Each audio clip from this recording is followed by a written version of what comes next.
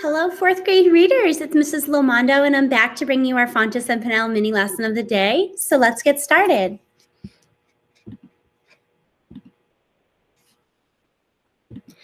All right, we are up to LA U26 Lesson 1. So first, we're going to listen to a book called La Mariposa. And as we listen to this book, I want you to think about Francisco, especially when we get to page 9. What is he feeling in the beginning of the book? And then when we get towards the end of the story, think about how he's feeling at the end. How do his feelings change from the beginning of the story to the end?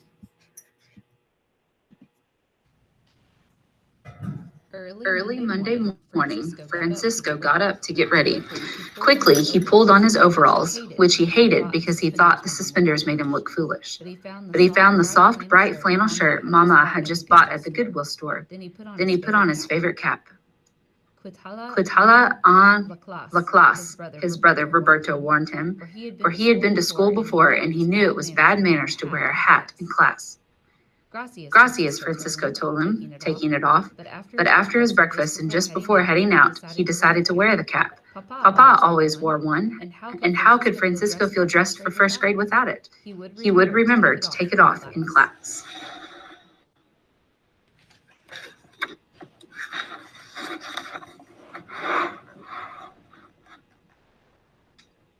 Adios, Mama, Francisco and Roberto called as they headed to catch the school bus. Adios, hijos, she answered. Que Dios las bendiga. Papa had already left to thin the lettuce, the only work he could find in late January. Mama stayed home to take care of little Jose and set up her new home in Tent City.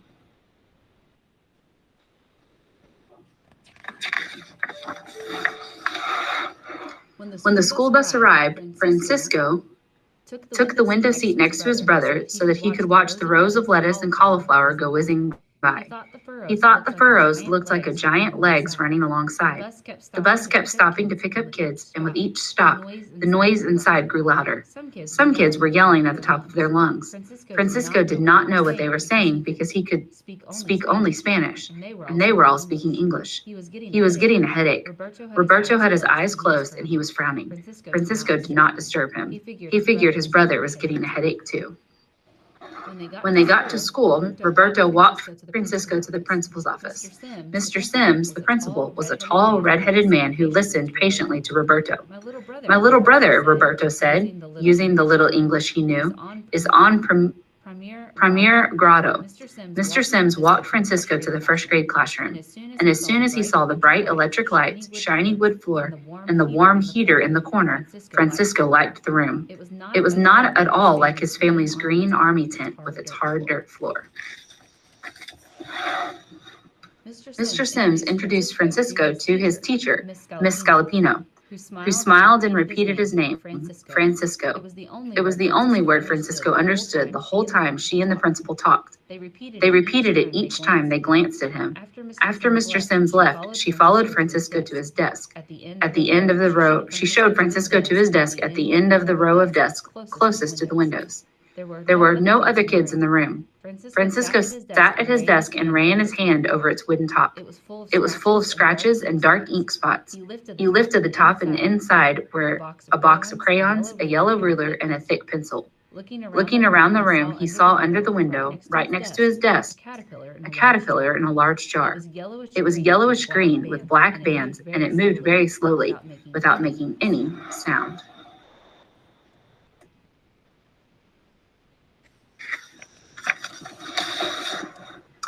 Just as Francisco was about to reach into the jar to gently touch the caterpillar, the bell rang. Kids lined up outside the classroom doorway and then walked in quietly and took their seats. Some of them looked at Francisco and giggled. They made him nervous. He turned his head away from them and looked at the caterpillar in the jar. He did this every time someone looked at him. Miss Scalapino started speaking to the class, and Francisco did not understand a word she said. The more she spoke, the more Francisco wanted to be at home. He tried to pay attention because he wanted to understand. But by the end of the day, he got very tired of hearing Miss Scalapino talk, because the sounds still made no sense to him. He got a bad headache, and that night, when he went to bed, he heard her voice in his head. For days, Francisco tried to listen, but he always went home with a bad headache until he learned a way out. When his head began hurting from trying to understand, he let his mind wander. Sometimes he imagined himself flying out of the classroom and over the fields where Papa worked.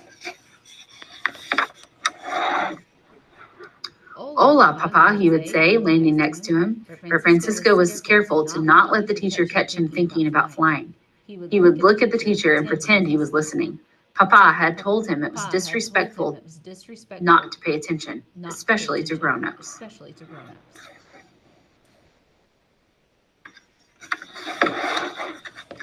When the teacher spoke the children's names, though, Francisco would listen. He liked their sound. Molly sounded like mole in Spanish, and Pat sounded like pato. The one he learned first was Curtis, because Curtis was the biggest and the most popular kid in the class. He was always chosen captain when the kids formed teams. Francisco was the smallest kid in the class, and he did not know English, so he was chosen last. Francisco liked Arthur better. Arthur was one of the boys who knew a little Spanish.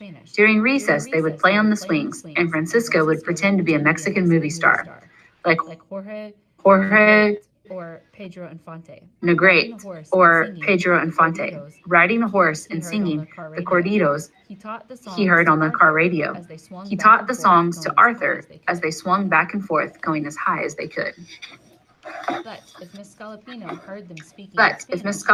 heard them speaking in Spanish, she would say no with her whole body. Her head turned left and right 100 times a second, and her index finger moved from side to side as fast as a windshield wiper.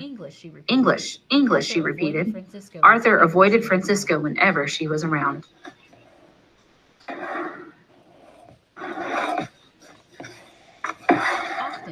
Often during recess, Francisco stayed with the caterpillar. Sometimes it was hard to spot him because he blended in with the green leaves and twigs. Every day, Francisco brought him leaves from the pepper trees that grew on the playground. Just in front of the caterpillar, lying on top of the cabinet, was a picture book of caterpillars and butterflies. Francisco liked to look through it page by page, studying all the pictures and running his fingers lightly over the caterpillars and the bright wings of the butterflies and the many patterns on them. He knew caterpillars turned into butterflies because Roberto had told him. But just how did they do it? How long did it take? The words written underneath each picture in big black letters could tell him he knew. So he tried to figure them out by looking at the pictures. He did this so many times he could close his eyes and see the words, but he still could not understand what they meant. By the time Papa started topping carrots in March, art had become Francisco's favorite time at school. He did not understand Miss Scalapino when she explained art lessons, so she let him do whatever he wanted. He drew all kinds of animals, but mostly birds and butterflies. He sketched them in pencil and then colored them, using every color in his crayon box. He got pretty good at drawing butterflies. Miss Scalapino even tacked one of his pictures up on the board for everyone to see. After a couple of weeks, it disappeared, and he did not know how to ask where it had gone.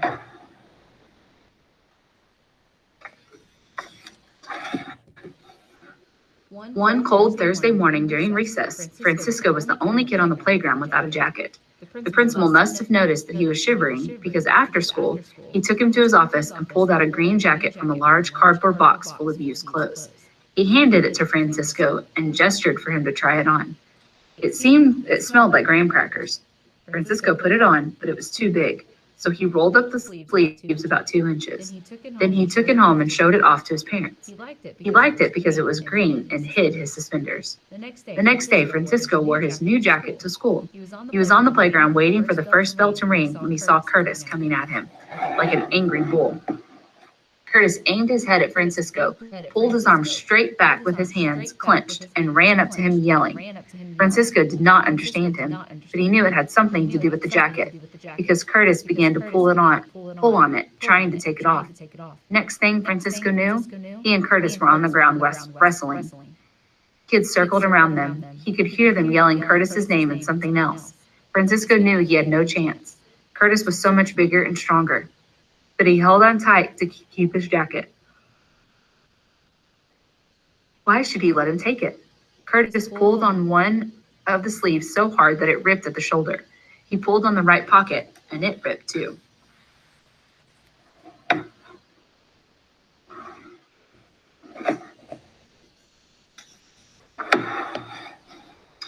Then Miss Galopino's face appeared above them. She pushed Curtis off of Francisco, grabbed Francisco by the back of his collar, and picked him up off the ground. It took all the power he had not to cry. Later, Arthur told Francisco in Spanish that Curtis had said the jacket was his, that he had lost it at the beginning of the year. He also told Francisco that the teacher said Curtis and he were being punished. They had to sit on a bench during all the recesses that week. For the rest of the day, Francisco could not even pretend he was paying attention. He laid his head on top of his desk and closed his eyes. He couldn't even imagine himself flying over the fields to Papa anymore. The teacher called his name, but Francisco did not answer. He heard her walk up to him. She gently shook him by the shoulders. Again, he did not answer. Miss Galopino must have thought he was dead asleep because she left him alone, even when it was time for recess and everyone left the room. Once the room was quiet, Francisco slowly opened his eyes. He had had them closed for so long that the sunlight coming through the windows was too bright. He rubbed his eyes with the back of his hands and then looked for the caterpillar in the jar. Where was it? Was it hidden? He put his hand in the jar and lightly stirred the leaves. Then he saw it. The caterpillar had spun itself into a cocoon. It had attached itself to a small twig, and now it looked like a tiny cotton bulb. Gently, Francisco stroked it with his index finger. It seemed so peaceful. At the end of the school day, Miss Galopino gave Francisco a note to take home to his parents. Papa and Mama did not know how to read, but as soon as they saw his swollen upper lip and the scratches on his cheek, they knew what the note said. When he told them what had happened, they both frowned and glared at him. Papa finally said, "But it's good you didn't disrespect the teacher." Francisco never saw the green jacket again. It had gone back to Curtis, who didn't wear it anymore because the days were growing warmer. Francisco never spoke to Curtis, but slowly he began to say a few English words, like thank you and okay, to Arthur and the other kids, and sometimes to his teacher.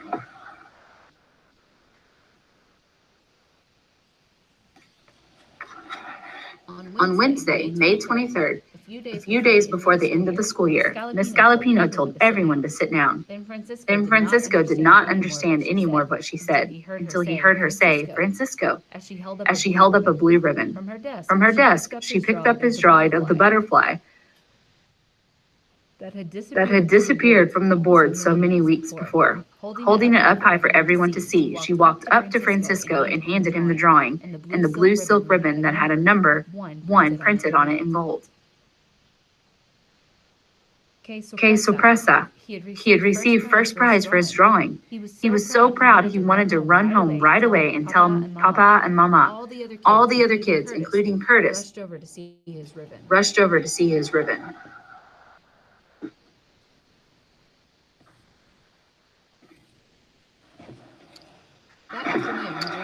That afternoon, during free period, Francisco went over to check on the caterpillar.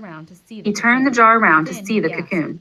Then he gasped. It was beginning to crack open. "Look, look," he cried out, pointing to it.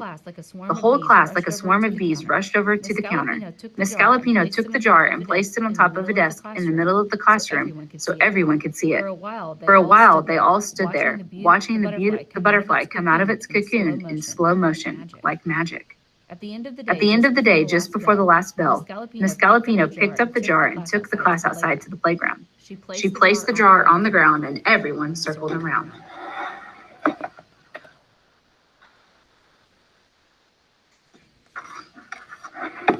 Francisco had a hard time seeing over the other kids, so Miss Galopino called him and motioned for him to open the jar. Breaking through the circle, he knelt on the ground and unscrewed the top. Swiftly, the butterfly flew into the air, fluttering its orange and black wings up and down. "Que hermosa," Francisco said, but softly, under his breath, so no one would hear him speak Spanish. Miss Galopino must have heard, though.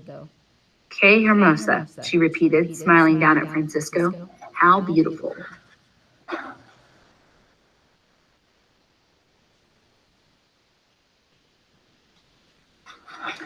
After school, Francisco waited in line for his bus in front of the playground. In his right hand, he carried the blue ribbon, and in his left, the drawing. Arthur and Curtis came up and stood behind him to wait for their bus.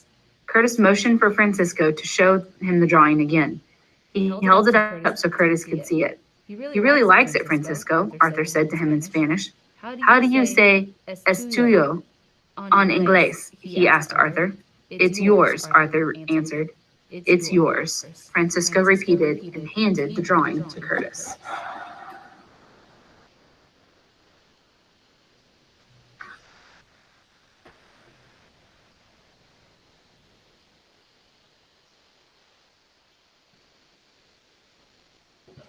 Awesome. So we can see how Francisco felt really isolated in the beginning because he didn't speak the language, and also he was discouraged from speaking his own language, even when Arthur showed interest in learning. By the end, he felt that he was a valued member of the classroom. Let's look back at the book Better Than You. First, I'm going to read page 6. Think about how Tyler's feeling in the beginning of the book.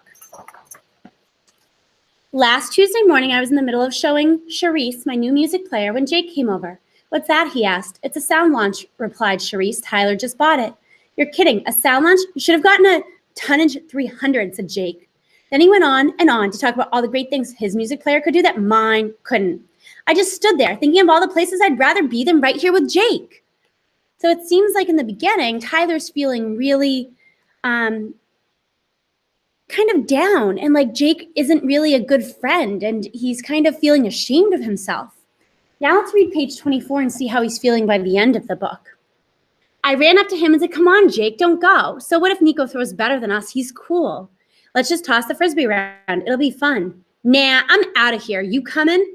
I looked at Jake and then Nico. No thanks. I'm going to stay here with Nico. Whatever, muttered Jake as he turned and headed home by himself.